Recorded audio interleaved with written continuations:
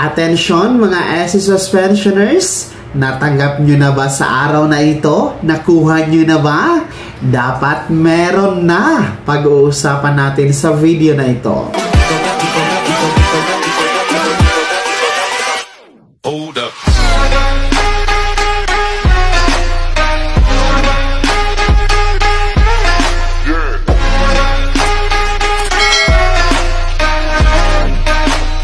Hello mga ka-vlogs! Welcome dito sa aking YouTube channel. Magandang araw po sa lahat ng mga manonood. Saan po kayong dakos sa mundo? Kumusta kayo mga ka-vlogs?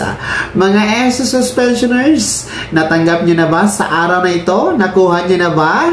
Dapat meron na ha? Ano ito? Pag-uusapan natin mamaya-maya.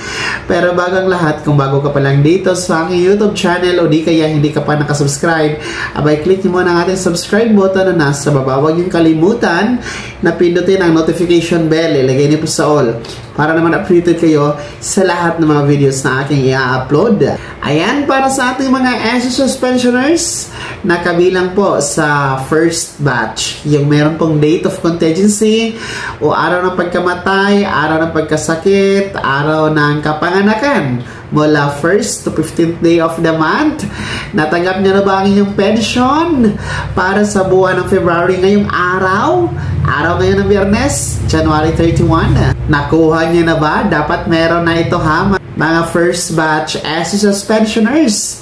Kung maalala niyo po, ang original crediting schedule ninyo for February ay dapat bukas sana, no? Bukas, February 1. Dahil yun naman po yung original crediting schedule ninyo every first day of the month. Kaso lang, ang February 1 ay natapat po sa araw ng Sabado. And ayon sa isang SC circular, hindi po pwede na mag-credit ng pensyon kapag ito ay natapat sa national holiday o weekend, gaya ng Sabado or Linggo. Kaya, ang mangyayari, aatras sa pinaka-last working day ni SSS, which is ngayon nga, araw ng Biyernes, January 31, advance ng isang araw, mas maaga kaysa inaasahan ang pension crediting ninyo, mga first batch SC suspensioners para sa February pension. So, mahalaga na makuha ninyo at matanggap ngayong araw na ito, no? Dahil depende din po kasi yan sa inyong bangko na registered po sa inyong DAEM sa SSS, no?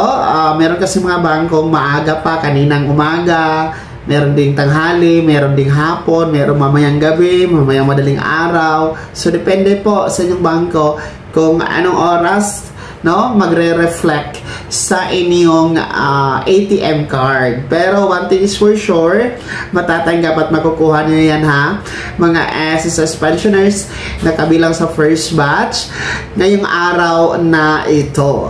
So kahit pa paano, no, mas advance ninyo mapapakinabangan ang inyong pensyon for February, maaga ninyong makukuha at magagamit pambili sa inyong mga pangangailangan. No, lalong-lalo pa yung meron pong mga maintenance ng gamot, pambili ng vitamina, pagkain, diaper, gatas at iba pa.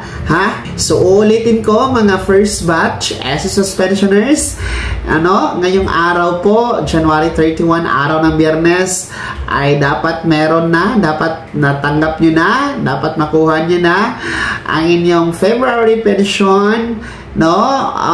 Dahil advance po ang inyong crediting schedule, instead bukas, February 1, ngayon po yan, January 31. Kaya naman, mga SC suspensioners na kabilang sa first batch, kumusta po? May laman na ba inyong ATM card?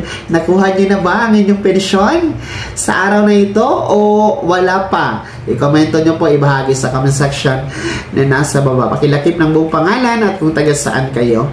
Bago ako magtapos sa video na to, kung gusto nyo pong sumuporta sa aking YouTube channel, maaari nyo pong i-click ang ating super thanks button na nasa baba. Sa mga gusto mong i-miyembro, pwede po i-click nyo mo lamang ang ating join button.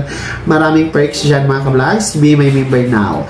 Sana naging gabay ang video na to kahit paano na pag-uusapan natin ang mga mahahalagang bagay-bagay na may kinalaman sa pagiging miyembro, benepisyaryo at pensyonado sa SSS. Kung hindi ka pa nakasubscribe dito sa YouTube channel, maaari nyo nang i-click ang ating subscribe button na nasa baba. Huwag nyo kalimutan na pindutin ang notification bell.